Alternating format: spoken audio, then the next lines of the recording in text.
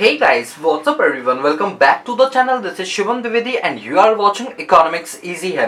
दोस्तों याद हो हमने लास्ट क्लास के अंदर अपने पास एक कॉन्सेप्ट पढ़ा था जिसमें हमने पढ़ा था कि वो कौन कौन से तरीके हैं जिनसे आप इंटरनेशनल ट्रेड कर सकते हो। उसके अंदर आपको याद होगा एक इन्वेस्टमेंट मोड था जिसके अंदर मैंने आपको बोला था मैं आपको एफडीआई और एफपीआई के बारे में बताऊंगा। दोस्तों आज की वीडियो में मैं आपको बताऊंगा फॉरेन डायरेक्ट इन्वेस्टमेंट क्या होता है, फॉरेन पोर्टफोलियो इन्वेस्टमेंट क्या होता है और इसके अंदर किस किस टाइप से इन्वेस्टमेंट्स की जाती है। जैसे आपने सुना होगा horizontal, vertical, green field, brown field, ये सारी की सारी चीजें आज मैं आपसे डिस्कस करूंगा इस वीडियो लेक्चर सीरीज के अंदर। वीडियो को टिल एंड तक देखना क्योंकि आज मैं आपको कराने वाला बहुत ज्यादा इंफॉर्मेटिव चीज है, ठीक है, जो आपके एग्जाम पर्सपेक्टिव से तो इंपॉर्टेंट है ही और उससे कहीं ज्यादा ये रियल लाइफ में काम आएंगे, ठीक है।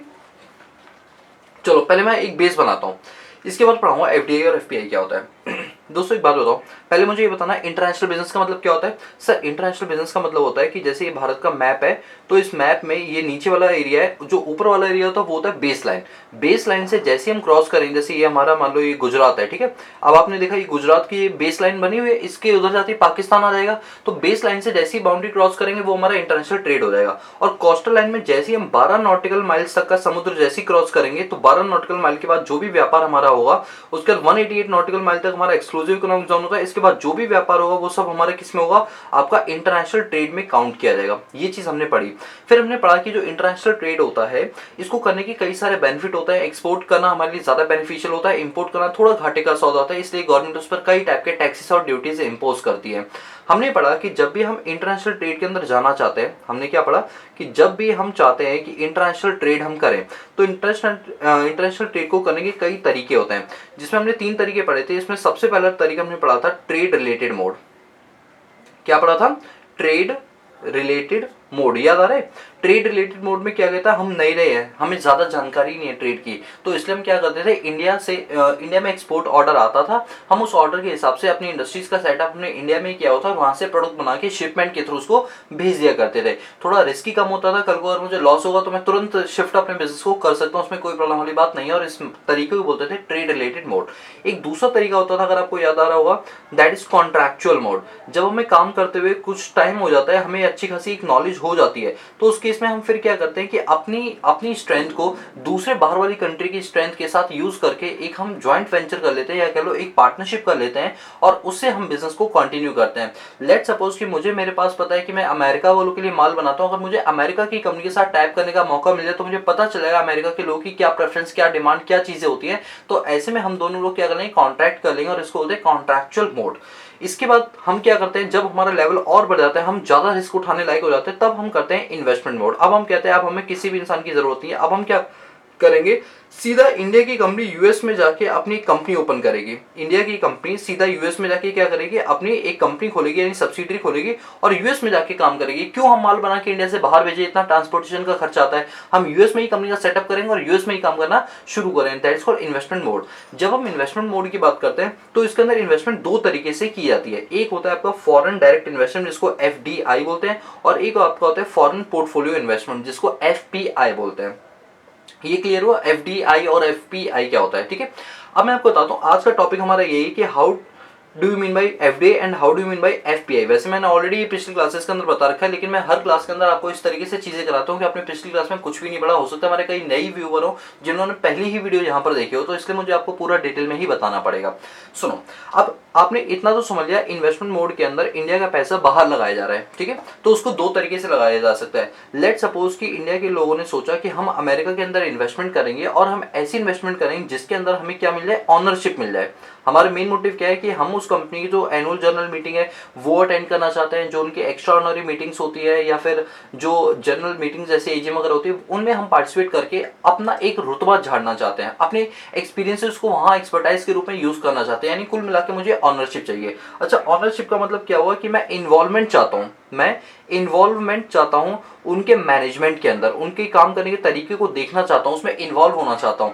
तो ऐसे में मैं क्या करूंगा, उनकी कंपनी के अंदर मैं 10% से ज्यादा क्या करूंगा, स्टेक होल्डिंग बाय कर लूंगा, तभी तो मुझे ये सब मिलेगा ना। ऐसा तो नहीं कि मैं बस एक शेयर खरीद लिया 100 रुपए का और मैं कहूँ कि नहीं मुझे ऑनरशिप भी चाहिए, मुझे मैनेजमेंट में पार्टिसिपेट भी चाहिए, ऐसा नहीं हो पाएगा ना। आप एटलीस्ट जो भी उनकी कैपिटल उसका 10% से ज्यादा पैसा इन्वेस्ट करो, आपको वो क्या करें, मैनेजमेंट में पार्टिसिपेट करने का मौका देंगे। तो अगर मेरी ये तीनों की तीनों चीजें मिल जाती हैं तो ऐसी इन्वेस्टमेंट को मैं नाम देता हूं फॉरेन डायरेक्ट इन्वेस्टमेंट। क्या नाम देता हूं, फॉरेन डायरेक्ट इन्वेस्टमेंट। यानी सर एफडीआई का मतलब ये होता है कि जब हम बाहर की कंपनी में पैसा लगाते हैं इस इंटेंशन से कि हमें उसकी एक ऑनरशिप मिल जाएगी, अपने हिस्सेदारी के बराबर हमें पार्टिसिपेट करने का मौका मिल जाएगा उनके मैनेजमेंट के अंदर, और सबसे बड़ी चीज कि हम उसमें 10% से ज्यादा की हिस्सेदारी लगा रहे हैं। तो क्या उस इन्वेस्टमेंट को हम एफडीआई बोलते हैं? बिल्कुल सही कहा आप लोगों ने। अब कुछ ऐसे इन्वेस्टर्स होते हैं जिनको मैनेजमेंट से कोई मतलब नहीं है, वो ऑनरशिप नहीं लेना चाहते, वो ना मैनेजमेंट में पार्टिसिपेट करना चाहते हैं, उन्हें इस सबसे मतलब नहीं, उन्हें सिर्फ मतलब है कि जो उनका पैसा है उससे वो प्रॉफिट या इंटरेस्ट खूब दबा के कमाए, उन्हें फर्क नहीं पड़ता। उन्होंने एक काम डायरेक्टर को दे दिया कि डायरेक्टर तुम्हारी जिम्मेदारी कैसे मैनेज करोगे, कैसे क्या करोगे, मैंने जो पैसा लगाया मुझे उस पर एक अच्छा खासा रिटर्न चाहिए, क्योंकि मेरे पास इतना टाइम नहीं कि मैं कंपनी के इंटरनल अफेयर्स में पार्टिसिपेट करूं। और इसी वजह से मैं आपकी कैपिटल का 10% से भी कम पैसा आपकी कंपनी में क्या कर रहा हूं, इन्वेस्ट कर रहा हूं। अगर ये चीजें आपकी मिल जाती हैं तो ऐसी इन्वेस्टमेंट को हम क्या नाम देते हैं, foreign portfolio investor, FPI. Clear हुआ? तो अब अगर आपसे कोई पूछे एफडीआई और एफपीआई में क्या डिफरेंस होता है, तो पहला डिफरेंस आप ये बोल देना, एफडीआई के अंदर आप ऑनरशिप लेने की इंटेंशन से पैसे लगाते हो, जबकि एफपीआई में आप ऑनरशिप की इंटेंशन से पैसा नहीं लगाते हो। दूसरा, एफडीआई में पैसा आप इसलिए भी लगाते हो कि आप उनके मैनेजमेंट में पार्टिसिपेट कर पाओ और अपनी एक्सपर्टाइज को, अपनी स्किल को वहां पर यूज कर पाओ, जबकि एफपीआई के अंदर आपका ऐसा कोई मोटिव नहीं होता। नंबर 3, अगर आप किसी कंपनी में 10% से ज्यादा की हिस्सेदारी को बाय कर लेते हो या उसमें इन्वेस्ट करते हो तो वो आपके लिए फॉरेन डायरेक्ट इन्वेस्टमेंट कहलाता है। और अगर आपकी हिस्सेदारी 10% या उससे कम होती है तो ऐसे में आपकी जो इन्वेस्टमेंट की जाती है उसको बोलते हैं फॉरेन पोर्टफोलियो इन्वेस्टमेंट। बोलो क्लियर हुआ? ये सर बिल्कुल क्लियर हुआ। तो अभी आपको एफडीआई और एफपीआई का कॉन्सेप्ट समझ आया, और ये किसके अंदर आता है, आपका इन्वेस्टमेंट मोड के अंदर आता है। हमने लास्ट क्लास के अंदर अपना trade related mode, contractual mode और इन्वेस्टमेंट मोड पढ़ लिया था, लेकिन इन्वेस्टमेंट मोड के सब पार्ट नहीं पढ़े थे जो आज की क्लास में हम पढ़ने के लिए जा रहे हैं। तो चलो अब मैं आपको नोट्स में से पढ़ाता हूँ।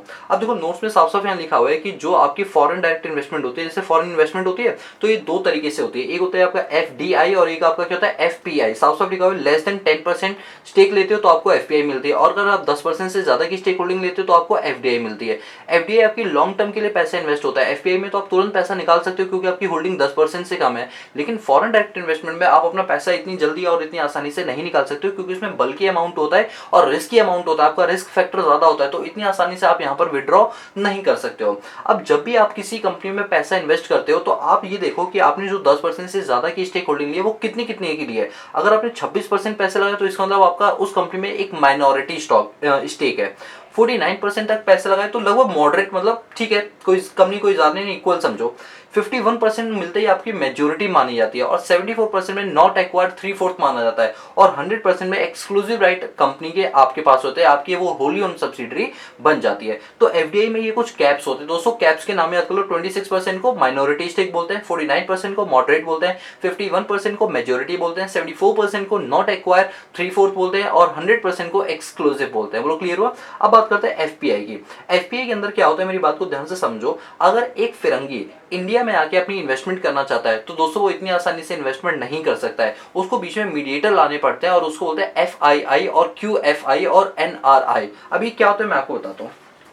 जैसे लेट सपोज कि एक फिरंगी आता है और वो फिरंगी ये बोलता है कि मैं ना इंडिया में पैसा लगाना चाहता हूँ, जैसे ये हमारा इंडिया है, ठीक है, और कोई फिरंगी, मतलब लेट सपोज यूके की बात कर देता हूँ, यूके का पर्सन कहता है भाई मैं इंडिया में एफपीआई करना चाहता हूँ, मतलब मैं इन्वेस्टमेंट करना चाहता हूँ लेकिन सिर्फ प्रॉफिट मोटिव से, मुझे फर्क नहीं पड़ता वहाँ के मैनेजमेंट वगैरह से, मैं सिर्फ प्रॉफिट कमाना चाहता हूँ। तो ऐसा है कि भाई देखो मुझे याद है कि यूके ने हमारे देश पर कब्जा किया था 1747 के अंदर, ठीक है, और ये कब्जा 1947 तक रहा, ठीक है, वैसे 57 है, बैटल ऑफ प्लासी के बाद से शुरू हुआ था। लगभग 190 साल तक हमें जो इन्होंने गुलाम बना के रखा। तो भाई साहब तुम यूके क्या, तुम तो कोई भी फिरंगी आएगा इतनी आसानी से हम पैसा लगाने नहीं देंगे। तुम्हारी भी ईस्ट इंडिया कंपनी आई थी, हमें याद है, ठीक है, वो दिन भूले नहीं आज के हम, ठीक है। हमने क्या किया, ऐसे ही चीजों पर रेस्ट्रिक्शन लगा दी, कोई भी बाहर का बंदा इंडिया में इतनी आसानी से पैसा नहीं लगा सकता, उसको बीच में एक मीडिएटर ढूंढना पड़ेगा। वो मीडिएटर होता है एफआईआई। क्या होता है? एफआईआई होता है क्या होता है कि यूके के सारे पर्सन यहाँ पहले रजिस्टर्ड होते हैं, अपना पूरा केवाईसी वर्क करवाते हैं, फिर एफएफआई इनके बिहाफ पर इंडिया की कंपनी में पैसा इन्वेस्ट करती है, जो रिटर्न आता है वो इनको मिलता है, फिर उस रिटर्न को ये इसको यहाँ प्रोवाइड कराते हैं। तो कुल मिला के हमें इंडियंस को ये फायदा पहुंचता है कि हम यूके की डायरेक्टली इन्वेस्टमेंट ना लेकर हम बीच में एक मीडिएटर अपॉइंट करते हैं, कल को कुछ भी हो तो हम एफआईआई को पकड़ेंगे, यानी फॉरेन इंस्टीट्यूशनल इन्वेस्टर को पकड़ेंगे। और जब ये इंस्टीट्यूशनल इन्वेस्टर एक बड़ा इन्वेस्टर बन जाता है तो इसको बोलते हैं क्वालिफाइंग फॉरेन इन्वेस्टमेंट होता है, क्यूएफआई। तो सर क्या कोई फिरंगी इंडिया में पैसा डायरेक्टली नहीं लगा सकता, जैसे हम किसी भी कंपनी में पैसा लगा लेते हैं demat account, trading account, current account खोल के? द आंसर इज नो, उनको इनकी हेल्प लेनी पड़ती है, जिसको बोलते हैं फॉरेन इंस्टीट्यूशनल इन्वेस्टर या क्वालिफाइंग फॉरेन इन्वेस्टर। इन दोनों को मीडिएटर बना के ही यूके वाले या कोई भी कंट्री के जो पैसे हैं वो इंडिया में लगा सकते हैं, ठीक है। अब एक कॉन्सेप्ट आया था एनआरआई का, ये एनआरआई का तब कॉन्सेप्ट आया था जब गांधी जी साउथ अफ्रीका से इंडिया में आए थे, तब ये कहा गया था कि अब हम चाहते हैं कि बाहर की कंट्री भी हमारी कंट्री में पैसा लगाए थ्रू एनआरआई, ठीक है। तो वही यहाँ पर ये लिखा हुआ है, आप ध्यान देना क्या लिखा हुआ है कि जब आप एफपीआई करते हो तो उसमें फॉरेन पोर्टफोलियो स्कीम्स होती है, किसके? फॉरेनर्स के लिए। एफआईआई फॉरेन इंस्टीट्यूशनल इन्वेस्टर और क्यूएफआई क्वालिफाइंग फॉरेन इन्वेस्टमेंट, और एनआरआई 9 जनवरी 1915 को। अब आप जानते हो 9 जनवरी 1915 को हम एनआरआई दिवस भी मनाते हैं, क्योंकि यही वो दिन था 1915 का जब गांधी जी साउथ अफ्रीका से इंडिया में आए थे, ठीक है। तो जब वो आए थे तो उन्होंने बताया कि हमें भारत के अंदर क्या करना चाहिए, बाहरी निवेश को भी एक्सेप्ट करना चाहिए, तब ये कॉन्सेप्ट शुरू हुआ था हमारे यहाँ पे, ठीक है। तो कुल मिला के आपको ये याद करना है कि जो फॉरेन इन्वेस्टमेंट होती है वो दो तरीके से होती है, एक आपका एफडीआई होता है और एक आपका एफपीआई होता है। अगर आप ऑनरशिप लेना चाहते हो तो एफडीआई लगाओ, ऑनरशिप नहीं लेना चाहते, सिर्फ प्रॉफिट कमाना चाहते हो तो एफपीआई लगाओ। एफपीआई के अंदर आपके दो तरीके होते हैं, एक होता है फॉरेन पोर्टफोलियो स्कीम, जिसके अंदर बाहर के विदेशी जो लोग होते हैं वो इंडिया में लगाने के लिए पैसे के लिए आपको एफआईआई के अंदर रजिस्टर्ड होना पड़ेगा, क्यूएफआई के अंदर और एनआरआई किसी भी एक के अंदर हो जाए और आप इंडिया में इन्वेस्टमेंट कर सकते हो। लेकिन अगर हम बात करें एडीआर, जीडीआर और एफसीसीबी की, ये क्या चीज होती है मैं आपको बताता हूँ। वैसे ये चीजें मैं ऑलरेडी बता चुका हूँ, लेकिन फिर भी मैं ये सोचकर बता रहा हूँ कि हमारे नए व्यूअर अगर हमारी फर्स्ट वीडियो देख रहे हैं तो उनको दिक्कत ना हो, ठीक है। जो रेगुलर वीडियोस देख रहे हैं उनको दिक्कत नहीं होगी, क्योंकि उन्हें मैंने ये सारी चीजें पहले ही बता रखी थी। इसीलिए कहता हूँ कभी भी कोई भी वीडियो हमारी अगर आप देखो तो पूरी सीक्वेंस में देखो, जिससे आपको ना सारी चीज समझ में आए। तो ऑलरेडी हमने रमेश सिंह की पूरी सीरीज बनाई हुई है, आप उसको पूरा फॉलो अप कर सकते हो, ठीक है। देखो अभी मैं बता रहा हूँ एडीआर और जीडीआर क्या होता है, बहुत सिंपल है। लेट सपोज कि इंडियन कंपनी है, इंडियन कंपनी को पैसा चाहिए और वो पैसा बाहर की कंपनी से, मतलब रेस्ट ऑफ द वर्ल्ड की कंट्री से वो पैसा मंगाना चाहती है, ठीक है। तो जब ये पैसा अपना लगाएंगे यहाँ पर थ्रू एफआईआई या क्यूएफआई के थ्रू, तो बदले में इनको क्या देने पड़ेंगे, शेयर्स देने पड़ेंगे। तो देखा रहेगा रेस्ट ऑफ द वर्ल्ड में अगर वो अमेरिका है यानी यूएसए है, तो हम उनको शेयर की जगह क्या देंगे, एडीआर देंगे। मतलब होता शेयर ही है, लेकिन इसको क्या बोलते हैं, अमेरिकन डिपॉजिटरी रिसीट बोलते हैं। और अमेरिका को छोड़ के बाकी कंट्रीज अगर हमारे देश में पैसा लाती तो जो हम उनको शेयर देंगे उसको क्या बोलेंगे, जीडीआर, ग्लोबल डिपॉजिटरी रिसीट। यानी अमेरिका बोलोगे अपने रूल चलते हैं। ये थोड़ा सा अपने आप को स्पेशल दिखाने के लिए थोड़े नाम चेंज कर देते हैं। तो इन्होंने बोला कि अगर अमेरिकन पर्सन या अमेरिकन कंपनी अगर इंडिया में पैसा बोरो करती, पैसा लैंड करती है, यानी इंडिया को उधार देती है, तो ऐसे में जो हमें शेयर दे देंगे उनका नाम क्या रखा रहेगा, अमेरिकन डिपॉजिटरी रिसीट रखा रहेगा। अब एक बात हो, ये एक तरह से फॉरेन इन्वेस्टमेंट होती है, चाहे हमने की चाहे उन्होंने की, बात है ना। तो यहाँ पर इसी कंसेप्ट को बोला है कि यूरो इशू नाम की चीज होती है, जिसके अंदर आपका एडीआर और जीडीआर आता है। एफसीसी भी होता है, फॉरेन कन्वर्टेबल करेंसी बॉन्ड्स। ये क्या होता है कि ये बॉन्ड होते हैं जैसे डिवेंचर्स होते हैं, उसी तरह फॉरेन के अंदर जो बॉन्ड्स या डिवेंचर इशू किया जाता है उनको हम एफसीसी का नाम देते हैं, ठीक है। तो आपको ये समझ आया कि एफडीआई और एफपीआई क्या होता है, पूरा डिटेल समझ आ गया ना, कोई दिक्कत तो नहीं, पक्का ना, आगे चल सकते हो? यस सर, बिल्कुल आगे चलो। अब मैंने वही चीज यहाँ पर बताई कि फॉरेनर्स क्या होते हैं, प्रोहिबिटेड होते हैं कि वो डायरेक्टली अपना बॉम्बे स्टॉक एक्सचेंज या एनएससी में पैसा नहीं लगा सकते, तो उन्हें बीच में सिग्नेटरी अथॉरिटी अपॉइंट करने पड़ते हैं। वो सिग्नेटरी अथॉरिटी कौन होता है, क्यूएफआई होता है या वो एफआईआई होता है। मैंने आपको बताया था ना कि कोई भी फिरंगी इंडिया में डायरेक्टली पैसा नहीं लगा सकता, क्योंकि हम भुगते पड़े हैं 200 साल की गुलामी। और एडीआर के बारे में लिखा कि एडीआर का मतलब होता है कभी भी कोई भी इंडियन कंपनी अगर पैसा रेज करना चाहती है अमेरिकन से, तो उनको इस केस में जो शेयर्स इशू किए जाते हैं उनको एडीआर बोलते हैं, और बाकी जो कंट्री होती है अदर कंट्री, उनके लिए उस शेयर का नाम दिया जाता है जीडीआर। बोलो क्लियर है? ये सर बिल्कुल क्लियर है। अब इसके बाद ये फॉरेन इन्वेस्टमेंट, ये वही चीजें जो अभी मैंने आपको समझाई है, ठीक है। तो आप इस चीज को कर लेना। ये मैं थोड़ा सा आपको होमवर्क में दूंगा कि ये बड़ा सिंपल है कि एफडीआई जो बंदा पैसा लगा रहा है उसका मेन रोल क्या होगा, एक्टिव होगा, लेकिन एफपीआई में थोड़ा पैसिव होगा, क्योंकि उसको सिर्फ अपनी इन्वेस्टमेंट में रिटर्न से मतलब, उसे मैनेजमेंट से मतलब नहीं है। अच्छा, रिस्क की अगर हम बात करें, एफडीआई में रिस्क थोड़ा ज्यादा होता है और एफपीआई में रिस्क थोड़ा कम होता है। अगर हम टर्म की बात करें तो एफडीआई लॉन्ग टर्म के लिए होता है और एफपीआई शॉर्ट टर्म के लिए होता है। मैनेजमेंट में बात करें तो एफडीआई में मैनेजमेंट इनका एफिशिएंट होता है, और एफपीआई की बात करें तो कंपैरेटिवली थोड़ा कम एफिशिएंट होता है। तो ये आप अपने लेवल पे कर लेना, क्योंकि मुझे लगा नहीं खास इसमें मुझे आपको बताई नहीं जरूरत है, बाकी तो ये सारी चीजें मैं आपको बता ही चुका हूँ, ठीक है। इसके बाद अगर हम आगे यहाँ पर बात करें टाइप्स ऑफ एफडीआई की, एफडीआई कितने टाइप की होती है, तो मैं आपको बता दूं एफडीआई टोटल 6 टाइप की होती है। कितनी होती है? 6 टाइप की होती है। मैं 6 के 6 टाइप आपको बताऊंगा क्या होती है, ठीक है। लेकिन उसके लिए मुझे आपको एग्जांपल बताना पड़ेगा। चलो एग्जांपल बात करते हैं। सबसे पहली एफडीआई की मैं बात करता हूँ, दैट इज हॉरिजॉन्टल एफडीआई। अब ये हॉरिजॉन्टल एफडीआई क्या होती है, बड़ा सिंपल है, ध्यान से मेरी बातों को सुना, आपको प्रॉपर समझ आएगा, ठीक है। लेट सपोज जैसे मैं अपना एग्जांपल लूँ तो तुम्हें मेरे वाले एग्जांपल से ज्यादा अच्छे से समझ आएगा, या नहीं नहीं सर आपके एग्जांपल से वैसे ही नहीं समझ आता, चलो कोई बात नहीं, मैं दूसरा एग्जांपल ले लेता हूँ। मैं बात करता हूँ टाटा की, ठीक है, टाटा मोटर्स की। अच्छा टाटा मोटर्स जो है वो इंडिया में इनके 4 व्हीकल 5 सीटर 4 सीटर तो कम बिकते हैं, लेकिन जो हैवी होते हैं टूरिस्ट बसेस होते हैं या बड़ी बड़ी जो हैवी व्हीकल्स होते हैं उनमें टाटा ही चलता है, और महिंद्रा वगैरह उतना नहीं चलते, ट्रक्स वगैरह में टाटा के ही चलते हैं, ठीक है। अब टाटा ने देखा कि भाई हमारे यहाँ पर हम जो सेगमेंट है वो किस में काम करते हैं, ऑटोमोबाइल में काम करते हैं, ठीक है। ऑटोमोबाइल सेगमेंट के अंदर हम अपने पास क्या करते हैं, कार्स वगैरह या हैवी ट्रक्स हो गए, light motor vehicle heavy motor vehicle, यानी लाइट मोटर व्हीकल एलएमवी बनाते हैं और हैवी मोटर व्हीकल, ये दो चीजें हम अपने पास इंडिया में बनाते हैं।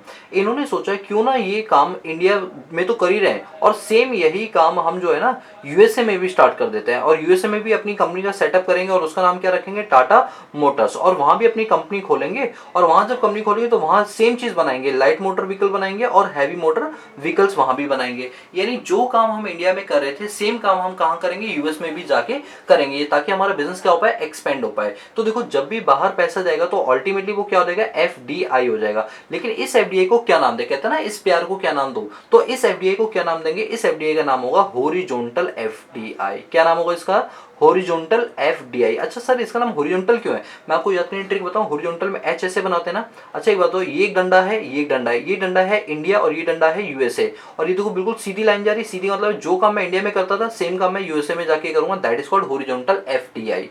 बात समझ आइए। तो ये मैंने आपको कराया फर्स्ट एफडीआई, हॉरिजॉन्टल एफडीआई। आप यहाँ पर देख सकते हैं मैंने यहाँ पर क्या लिखा हुआ है, हॉरिजॉन्टल एफडीआई। जब कंपनी सेम एक्टिविटी जो इंडिया में कर रही है, मतलब होम कंट्री में कर रही है, सेम कंट्री सेम काम अगर वो अब्रॉड में भी करेगी, यानी दोनों जगह एक जैसा काम करेगी, तो उस एफडीआई को बोलते हैं हॉरिजॉन्टल एफडीआई। जैसे मैंने यहाँ पर एक और एग्जांपल लिया हुआ है बाटा का। बाटा चप्पल बनाने का काम करती है, वो वहां जाके नाइकी के साथ मर्ज हो जाती है और नाइकी के साथ काम करना शुरू कर देती है, तो दोनों सेम सेगमेंट है, इसका मतलब ये कौन सी एफडीआई है, आपकी हॉरिजॉन्टल एफडीआई है। बोलो क्लियर हुआ, ये सब बिल्कुल क्लियर हुआ। अब मैं आपको बताता हूँ वर्टिकल एफडीआई क्या होता है, ठीक है। दूसरी एफडीआई हमारी आती है वर्टिकल एफडीआई। देखो वर्टिकल एफडीआई में क्या होगा, सेम एग्जांपल लेता हूं। अब लेट सपोज ये टाटा मोटर्स है, टाटा मोटर्स ने कहा कि अब हम ना एक ऐसा सेगमेंट खोलना चाहते हैं, आजकल ना पॉल्यूशन बहुत बढ़ रहा है, पॉल्यूशन बहुत ज्यादा बढ़ रहा है, तो पॉल्यूशन को कंट्रोल करने के लिए कुछ इक्विपमेंट्स आते हैं, आपने सुना होगा एयर प्योरीफायर, है ना, जैसे वाटर प्योरीफायर होता है ना, वैसे एयर प्योरीफायर होता है। कि क्या करता है, कुछ जैसे हमारे ब्लूटूथ स्पीकर होते हैं ना, ये बड़े बड़े डेक्स होते हैं, उसी तरह से घरों में रखे जाते हैं, और ये कहते हैं घरों में से एयर को सक करते हैं, और जो फ्रेश एयर होती है वो रिलीज करते हैं, जिससे कि आपको जो है गंदी गंदी जो एयर है वो इनहेल करने की जरूरत नहीं पड़ेगी। तो ये आपके बंद कमरे में आपकी जो एयर है उसके एटमॉस्फेयर को मेंटेन कर देती है, दैट इज एयर प्योरीफायर। इसने देखा कि यूएसए में और चाइना के अंदर कंपनियां बहुत ज़्यादा हैं, तो इंडस्ट्रीज बहुत ज़्यादा नहीं चलते, वहाँ का जो एटमॉस्फेयर है वो बहुत ज़्यादा पॉल्यूटेड है। तो इन्होंने टाटा मोटर्स ने कहा, देखो ये टाटा मोटर ऑटोमोबाइल में नंबर 1 है, इन्होंने सोचा क्यों ना अब हमें ऐसा करें कि हम यूएसए और चाइना के अंदर एयर प्योरीफायर बनाना शुरू कर दें। अब देखो ये कंट्री इंडिया है और ये कंट्री यूएस और चाइना है, तो अब समझो इंटरनेशनल ट्रांजेक्शन हो रही है, यानी एफडीआई का कॉन्सेप्ट है, ठीक है।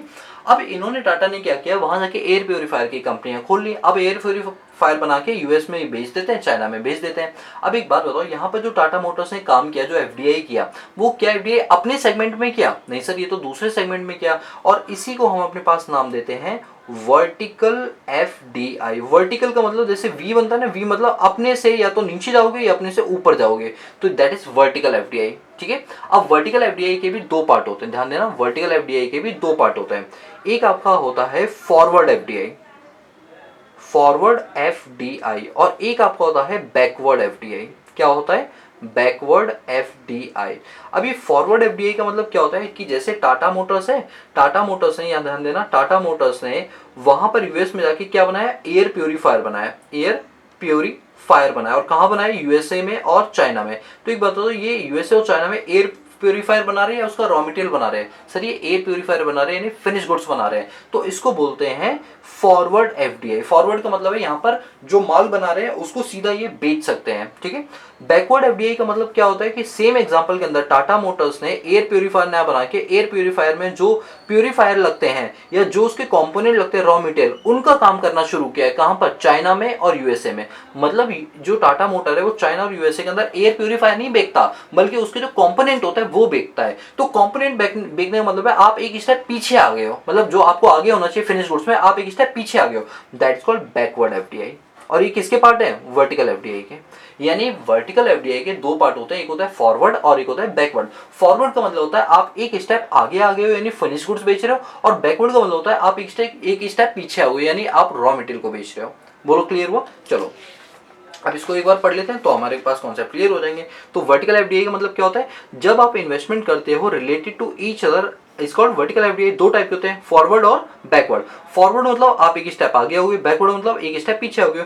ये वो एफडीआई है जिसमें आप नियरर अपने मार्केट के रहते हो, मतलब जो आप काम कर रहे हो सेम कुछ उससे रिलेटेड आप काम यहाँ पर करते हो फिनिश गुड्स का। और बैकवर्ड में क्या होता है कि आप इंटीजियस पीछे चले जाते हो एक स्टेप। ठीक है, चलिए अब थर्ड बात करते हैं कॉन्ग्रुमेंट एफडीआई। अभी कॉन्ग्रुमेंट एफडीआई का मतलब क्या होता है वो सुनो।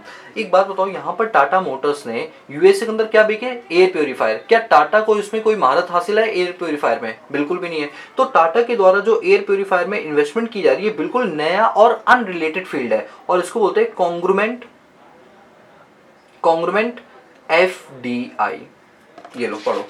यानी सर कॉन्ग्रुमेंट एफडीआई का मतलब ये होता है कि बिल्कुल नई फील्ड जिसमें आपका कहीं कोई अता पता नहीं है, ना ही आपका कोई बैकग्राउंड है। जैसे लेट सपोज मैं इकोनॉमिक्स पढ़ा रहा हूँ, ठीक है, क्योंकि मैं कॉमर्स बैकग्राउंड से, तो अकाउंट्स, बिजनेस स्टडीज, इकोनॉमिक्स ये सारे मेरे मेन सब्जेक्ट हैं। अब कोई मुझे बोले कि सर आप ना 12th क्लास की केमिस्ट्री पढ़ाना शुरू कर दो, जब आप इको अच्छी पढ़ाते तो केमिस्ट्री भी पढ़ा लोगे, इसमें कोई बड़ी बात नहीं है। अब अगर मैं केमिस्ट्री पढ़ाने लग गया, मैंने कहा चलो भाई साहब आप छोड़ो दुनियादारी, अब हम बात करते हैं केमिकल रिएक्शन की। अब मैं आपको न्यूक्लियर बनाना सिखाऊंगा ताकि आप दिवाली पे पाकिस्तान को हैप्पी दिवाली बोल पाओ। आप सोच के देखो कि अगर मैंने ऐसा आपको पढ़ाना शुरू कर दिया एक नई रिलेटेड फील्ड के अंदर, तो क्या होगा? मेरे द्वारा जो काम किया है दैट इज कॉन्ग्रुमेंट। कॉन्ग्रुमेंट मतलब एक ऐसी फील्ड में काम करना जो बिल्कुल अनरिलेटेड हो। या मान के चलो अभी लेट सपोज मैं टीचिंग का काम कर रहा हूँ, अभी कोई आके मुझे बोले कि सर आपको ना एक जॉब करनी है और उस जॉब के अंदर क्रेडिट कार्ड बेचने हैं। अब सोच के देखो, क्रेडिट कार्ड बेचने के लिए मैं बाहर जो है मेट्रो स्टेशन में बाहर खड़ा हूँ, सबको क्रेडिट कार्ड के लिए ऑफर दे रहा हूँ कि सर आप प्लीज क्रेडिट कार्ड बनवा लीजिए, इसमें ये ऑफर चले वो चले। सोच के देखो, मैंने अपने काम अपने जॉब से छोड़कर एक दूसरी जॉब पकड़ ली जो मेरे लिए बिल्कुल भी अनरिलेटेड है, जिसमें मुझे कोई एक्सपीरियंस नहीं, ना मेरा कोई बैकग्राउंड है।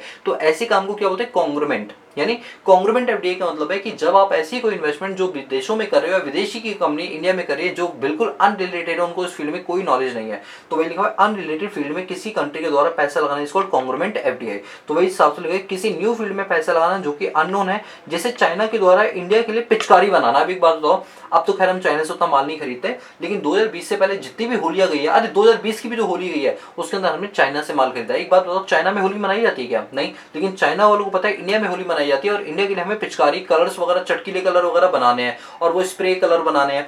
चाइना को पता है कि इंडिया में दिवाली मनाई जाती है, तो उनके लिए लड़ियां, उनके लिए बम वगैरह हम बना के देंगे। तो देखो, क्या चाइना में वो चीज बनती है? नहीं। बट चाइना के लिए वो प्रोडक्ट बनाना जो उनकी कंट्री में नहीं बिकता, दैट इज कॉन्ग्रुमेंट एफडीआई। बिल्कुल अनरिलेटेड फील्ड में पैसा इन्वेस्ट करना। तो चाइना के द्वारा इंडिया में जो इन्वेस्टमेंट की जाती है इन सब चीजों के अंदर, वो क्या कहलाती है? कॉन्ग्रुमेंट एफडीआई कहलाती है। ठीक है, अब बात करते हैं ग्रीन फील्ड एफडीआई। अच्छा, ग्रीन फील्ड एफडीआई का मतलब होता है जब आप विदेशों में बिल्कुल स्टार्टिंग से काम करना शुरू करते हो। जैसे टाटा मोटर्स ने बाहर जाके अपनी दूसरी कंपनी खोली यूएसए के अंदर, टाटा मोटर्स यूएसए लिमिटेड करके। अब वहां पर जो कंपनी खोली, क्या इससे पहले कभी रतन टाटा का कोई एक्सपीरियंस रहा है यूएसए में किसी कंपनी को खोलने का? The answer is no. और जो उन्होंने अपनी कंपनी खोली है वो मर्जर वगैरह नहीं, वो एक स्टार्टिंग से उन्होंने वहां के लॉस के हिसाब से कंपनी खोली है। यानी एक ऐसे सेगमेंट में पैर रखना जो आपसे रिलेटेड भी हो या हो सकता है आपसे रिलेटेड ना हो, बट वो बिल्कुल फ्रेश तरीके से ओपन की गई। यानी वो कंपनी इससे पहले थी ही नहीं यूएसए के अंदर, और आपने उस चीज को जन्म दिया है और वहां पर अपनी कंपनी को खोला है। यानी बिल्कुल स्टार्टिंग से, जैसे नई नवेली कार आती है ना, तो बिल्कुल स्क्रैच वगैरह नहीं होते, पहले स्क्रैच अगर होता है तो वो आपके हाथ से लगता है। तो कहने का मतलब बिल्कुल प्रोडक्शन की कैपेसिटी को नई तरीके से इंस्टॉल करना फ्यूचर बाहर फॉरेन कंट्री के अंदर, that is called green field FDI. तो वही लिखा हुआ है ग्रीन फील्ड एफडीआई का मतलब है ये एक नई प्रोडक्शन कैपेसिटी होती है जहां पर आप काम को स्क्रैच से करते हो। स्क्रैच मतलब बिल्कुल स्टार्टिंग से करते हो, इससे पहले किसी के भी स्क्रैच उसमें नहीं लगे होते हैं। बोलो आपको ग्रीन फील्ड एफडीआई का मतलब समझ आया? कोई दिक्कत तो नहीं? चलो अब बात करते हैं ब्राउन फील्ड एफडीआई की।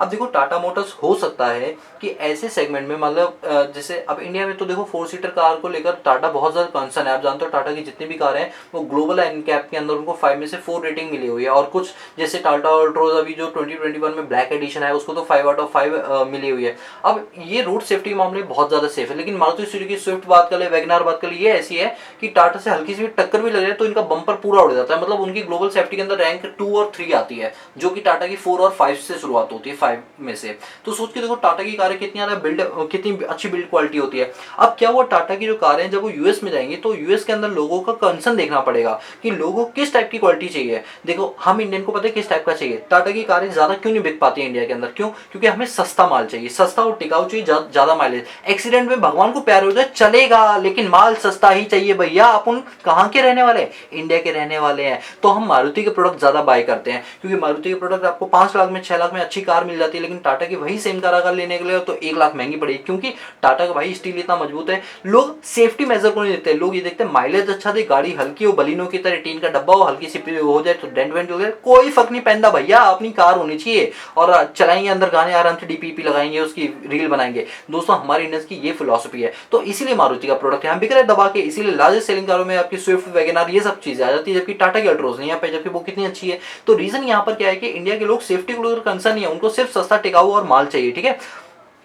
लेकिन यूएसए के अंदर ऐसा नहीं है। यूएसए के लोग जो होते हैं वो माइलेज बाद में देखते हैं, वो पैसा बाद में देखते हैं, पहले सिक्योरिटी देखते हैं कि जब पूरी फैमिली कार के अंदर जा रही होगी तो फैमिली की सिक्योरिटी कितनी ज्यादा जरूरी है उस टाइम पर। सोच के देखो, छोटा भी एक्सीडेंट हो गया, किसी को कुछ हो गया तो फिर क्या करोगे? कार तो 10 बार आ सकती है लेकिन इंसान बार बार नहीं आ सकता। तो इसीलिए वहां के तरीकों को देखने के लिए, समझने के लिए रतन टाटा ने यूएस की कंपनी से बोला कि भाई देखो, मुझे तुम्हारे तौर तरीके नहीं पता है, तो मैं तुम्हारे साथ एक ज्वाइंट वेंचर करना चाहता हूँ, तुम्हारे साथ मिलकर काम करना चाहता हूँ कि मैं मेरी फैक्ट्री लेकर आ रहा हूँ और तुम मुझे स्ट्रेटेजिक चीजें बताना है। अरे याद नहीं तुम्हें स्ट्रेटेजिक अलायंस मैंने तुम्हें बताया था, कॉन्ट्रेक्चुअल मोड में स्ट्रेटेजिक अलायंस बताया था कि मेरे पास ये स्ट्रेटेजी है, तुम अपनी स्ट्रेटेजी, हम दोनों आपस में अपनी अपनी स्ट्रेंथ का यूज करके एक कंपनी क्रिएट करते हैं।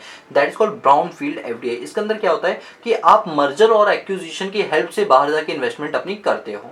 ग्रीन फील्ड में आप किसी का सहारा नहीं लेते थे, स्टार्टिंग से काम करते थे, ना कोई मर्जर होता था ना कोई एक्विजिशन। लेकिन ब्राउन फील्ड में आपको मर्जर एक्विजिशन साथ में होता है, तब आप काम कर पाते हो, ठीक है। अब ये फॉरेन टेक ओवर एफडीआई क्या होती है? देखो आपको पता है रतन टाटा की लैंड रोवर और जैगुआर, ये दो कंपनियां रतन टाटा की हैं। अरे नहीं सर जैगुआर तो अलग है और लैंड रोवर अलग है। बिल्कुल सही कहा आपने दोस्तों, लेकिन आज से काफी साल पहले रतन टाटा ने, जब ये लॉस में चल रही थी कंपनियां, तब इनको टेक ओवर कर लिया था। और आज की डेट में लैंड रोवर और जो आपकी, अरे कौन सा था वो चीता जो भागता था, अरे यार अभी भी बोल रहा था, हाँ जैगुआर, ये दोनों कंपनियों के मालिक रतन टाटा, यानी आज की डेट में ये जो कंपनी है वो टाटा की ही कंपनी है। सोच के देखो, रतन टाटा ने जो उनमें टेक ओवर किया है, तो that is called foreign take over FDI. उन्होंने बाहर की कंपनी को ही बाय कर लिया, ठीक है, एफडीआई ना करके सीधा बाय कर लिया। क्लियर हुआ? चलिए अब हम बात करते हैं कि जब हम एफडीआई करते हैं, अब देखो एफपीआई की तो बातें खत्म हो गई, अभी एफडीआई की बातें चल रही है। एफडीआई करने से किसको क्या फायदा पहुंचता है? देखो अभी मैं आपको दो चीजें बताता हूँ, एक होती है होम कंट्री और एक होती है होस्ट कंट्री। आप ये मान के चलो कि जो हमारी इंडिया है वो होम कंट्री है और जो दूसरी कंट्री है वो आपकी होस्ट कंट्री है। सोच के देखो कि अगर बाहर की कंपनी इंडिया में आती है, लेट्स सपोज कई सारी कंपनियां हैं, कई सारी मल्टीनेशनल कॉर्पोरेशंस हैं, ये कई सारी ग्लोबल कॉर्पोरेशंस हैं जिनका सेटअप इंडिया में लगा हुआ है, ठीक है। इससे हमें क्या फायदा पहुंचेगा, हमें क्या नुकसान पहुंचेगा, और उनको क्या फायदा पहुंचेगा और उनको क्या नुकसान पहुंचेगा, हम ये पढ़ रहे हैं। चलो बात करते हैं इंडिया को क्या फायदा पहुंचेगा। देखो पहली बात तो ये है कि अगर बाहर की कंपनी इंडिया में आई तो इससे हमारा मार्केट का एक्सेस बढ़ जाएगा, रिसोर्सेज पहले से ज्यादा अवेलेबल होंगे। जो चीज माल को बनाने में लागत पहले ज्यादा आती थी अब कम आएगी, क्योंकि उसके नंबर ऑफ फैक्ट्रीज ज्यादा खुल गए। इससे आपको कई सारी इंसेंटिव मिलेगी, जो रीजनल डिस्पैरिटीज पाई जाती है वो कम होगी, क्योंकि फैक्ट्री का सेटअप हमेशा ऐसे बीहड़ इलाके में कराते हैं कि अल्टीमेटली वो कुछ सालों के बाद डेवलप हो जाता है और इससे आपकी इन्वेस्टमेंट जो है उसको बूस्टअप मिलता है। तो ये सारे बेनिफिट हो गए। लेकिन इससे हमें घाटा क्या पहुंचता है? घाटा ये पहुंचता है कि कल को अगर हमारे यहाँ पर सरकारें लगातार बदलती रहेंगी, अफगानिस्तान की तरह तालिबान का कब्जा हो जाएगा, कुछ हो जाएगा, तो ऐसे में पॉलिटिकल रिस्क की वजह से कहीं ना कहीं हमारी जो कंपनियां है वो इन्वेस्टमेंट करने से कतराएंगी, बाहर की कंट्रियां इंडिया में आने में कतराएंगी। तो ये बहुत बड़ा रिस्क होता है। इसलिए इंडिया के अंदर कहा जाता है कि एक पॉलिटिकल स्टेबिलिटी पाई जाती है। कोई भी एक सरकार बनती है तो वो 5 साल नहीं बल्कि 10-15 साल तो आराम से चली जाती है, ठीक है। इसके बाद उसकी एक्सपायरी डेट होती है, नई सरकार आती है, तो इसे हम पॉलिटिकल स्टेबिलिटी कहेंगे, ठीक है। हिंड्रेंस ऑफ डोमेस्टिक इन्वेस्टमेंट, एक बात तो बाहर की कंपनी अगर इंडिया में आएगी तो इससे डोमेस्टिक इंडस्ट्री तो अफेक्ट होंगी ना, और अनएम्प्लॉयमेंट इसलिए हो जाएगी क्योंकि हो सकता है कि जो हमारा इंडियन कल्चर है वो उसको एक्सेप्ट ना करें, वो सारे यंगस्टर और अच्छी इंग्लिश बोलने वाले को लें, तो कुछ लोग उससे अनएम्प्लॉयड हुए हैं, कल्चर समझना मुश्किल हो, अनहेल्दी कॉम्पिटिशन होता है, क्योंकि फॉरेनर के पास तो खूब सारा पैसा होता है, वो खूब दबा के एडवर्टाइजमेंट कराती है, इंडियन कंपनी नहीं करा पाती, तो अनहेल्दी कॉम्पिटिशन यहाँ पर होता है। Over utilisation of local resources, कि जब वो कंपनी का सेटअप इंडिया में हो तो वो हमारे रिसोर्स का यूज करेंगे जो कि हमारे लिए बनाए गए हैं, तो इससे ओवर यूटिलाइजेशन हो जाएगा जिससे हम ही को घाटा पहुंचेगा।